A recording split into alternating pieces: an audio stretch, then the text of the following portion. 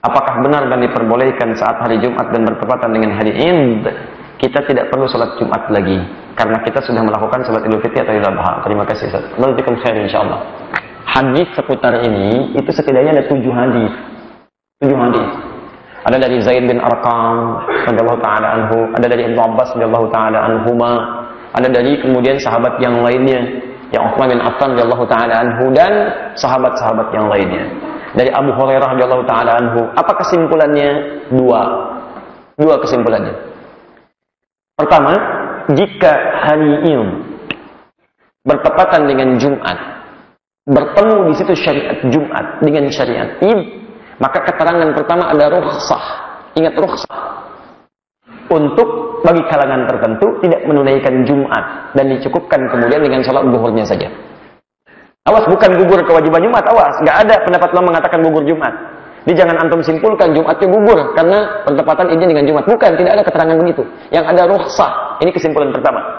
Bagi kalangan tertentu, untuk dia mendapat keringanan, tidak menunaikan Jumatnya, tapi menunaikan langsung dengan zuhurnya. Yang kedua, tetap berlaku hukum Jumat. Jadi tidak gugur seketika atau rukhsahnya tidak berlaku kecuali antum tetap tunaikan Jumatnya. Jadi sholat Id dikerjakan, sholat Jumat dikerjakan. Dua itu ditemukan dalam seluruh rangkaian hadis-hadisnya. Semua mengatakan apa ijtama'a idain, sungguh telah berkumpul 2 hari raya Idain. 2 hari raya itu apa? Hari raya pertama adalah hari Jumat. Jumat itu kan raya setiap pekan. Yang keduanya adalah raya dalam tahunan, Idul Fitri atau Idul Adha, khususnya Idul Adha. Bertemu di 2 waktu itu. Saat bertemu Nabi memberikan pilihan. Pernah Nabi mengatakan, lihat kalimatnya, faman shalla, maka siapa yang ingin menunaikan salat, faman shalla, kan?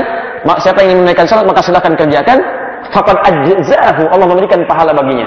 Dan siapa yang ingin mendapatkan rukhsah maka dia tunaikan zuhur. Ada lagi Nabi mengatakan dalam kesempatan tertentu, maka siapa yang ingin Jumatan kerjakan Jumat, siapa yang ingin ambil rukhsah maka silakan dia mengerjakan zuhur. Saya akan menunaikan Jumat. Ada lagi ketika berkumpul kata Nabi laqad ijtama'a idain, sungguh Id telah berkumpul pada keduanya. Saya akan menunaikan Jumatnya. Tunaikan Jumat beliau dan memberikan pilihan pada yang lainnya. Nah, teman-teman sekalian, dari semuanya ini disimpulkan dilihat. Ketika dilihat ternyata situasi Nabi menyampaikan itu dalam 2 situasi berbeda. Situasi pertama, perhatikan kalimatnya, ketika disampaikan keadaan pada saat itu memang agak menyulitkan untuk menunaikan Jumat. Antum jangan bandingkan masa Nabi dengan sekarang. Zaman sekarang enak, mau nyembeli, fasilitas ada, nyaman, kebersihan bisa cepat, pakaian bisa banyak, bersih-bersih bisa cepat. Antum kondisikan zaman Nabi. Mau nyembeli hewan, di awal-awal masa Islam, nyembeli hewan. Apakah dalam proses penyembelihan, kemudian dalam proses pemotongan sebelumnya, kemudian dalam proses penyamakan, dalam proses cincang, pemisahan, dan sebagainya. Bukankah itu melekat hal-hal yang melekat pada tubuh kita dari darah, najis, macam-macam dan melekat. Kapan antum bisa mendapatkan air? Apakah sebanyak sekarang? Kalau waktunya semakin mepet dengan Jumatan, bagaimana persiapannya? Dan seterusnya di awal-awal masa Islam. Maka pantas rukhsah diberikan seperti orang dalam safar yang tidak menemukan kemudahan dalam menunaikan sholat. Tapi ketika itu sudah semakin mudah, sudah terbiasa, pengalaman semakin ada, maka pilihan-pilihan itu diarahkan pada yang prioritas. Kata Nabi, Jumat lebih prioritas dibandingkan dengan sholat Idnya. Maka dari sini timbangan hukumnya bisa kita ambil. 1. Tidak ada satupun sekarang yang memfatwakan bahwa ketika Id itu datang di hari Jumat, Jumatnya gugur. Itu tidak ada fatwa itu dari para ulama. Yang ada adalah pilihan cuma 2. Kalau kondisinya menjadikan Anda bisa menerima rukhsah, maka hukum berlaku di situ. Anda ambil rukhsah Jumat, kerjakan zuhurnya.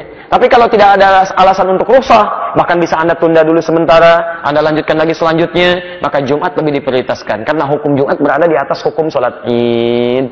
Apa hukumnya Jumat? Wajib. Apa hukumnya sholat Id? Sunnah. Anda ketinggalan yang sunnah tidak mengerjakan, nggak ada dosa bagi Anda. Tapi kalau Anda ketinggalan Jumat dan meninggalkannya, dosa bagi Anda.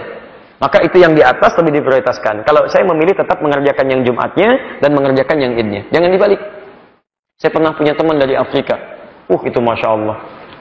Kalau Jumatan, ada sifat malas bagi dirinya. Tapi satu kali dalam masa Id, dia ketiduran. Begitu bangun, orang sudah kembali dari Id. Marah-marah. Gimana untuk ini? Kenapa saya nggak dibangunkan? Kenapa saya dibangunkan? Teman-teman bilang, antum nih gimana? Jumat yang wajib, antum santai. Ketinggalan sholat Id yang sunnah, antum marah-marah. Akhi, kalau Jumatan, tiap pekan ada. Kalau sholat Id, setahun nunggunya. Masya Allah. Nah, kalimat itu tidak tepat sebagai hujah. Tidak tepat sebagai hujah.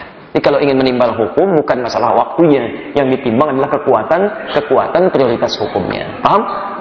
Dan yang kedua adalah situasi yang sedang kita alami dalam kondisi kita mengamalkan amalannya.